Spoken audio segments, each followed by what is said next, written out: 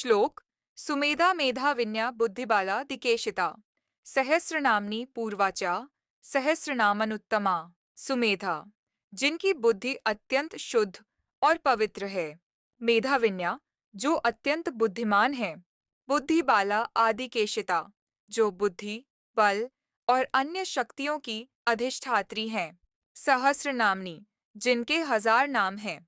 पूर्वाचा जो प्राचीन ऋषियों द्वारा स्तुति की गई है। सहस्रनाम अनुत्तमा जिनके 1000 नामों की यह स्तुति सर्वोत्तम है।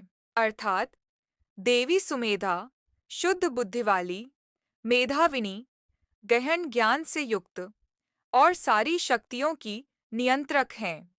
ये सहस्र नाम जो प्राचीन काल से चले आ रहे हैं, उनमें सबसे उत्तम स्तुति है। बुंदेलखंड के एक छोटे से गांव रामपुरा में एक बालिका थी, गौरी।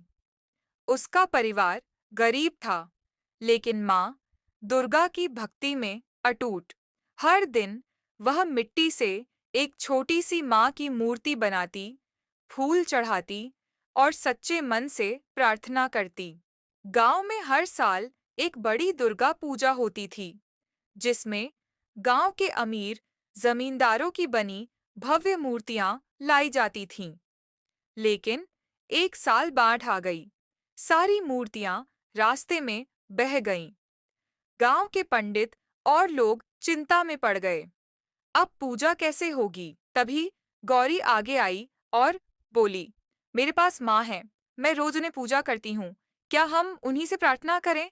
लोग पहले हंसे, लेकिन कोई उपाय न देख गौरी की मिट्टी की मूर्ति को गांव के मंदिर में रख दिया गया। उस रात गांव के कई लोगों ने सपना देखा।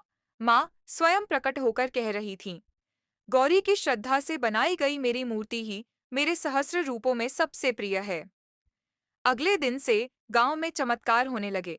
सूखी जमीन पर फसलें उग आईं, बीमार लोग ठीक होने लगे और सबके मन में शांति छा गई कि सच्ची श्रद्धा और बुद्धि ने माँ को प्रसन्न कर दिया।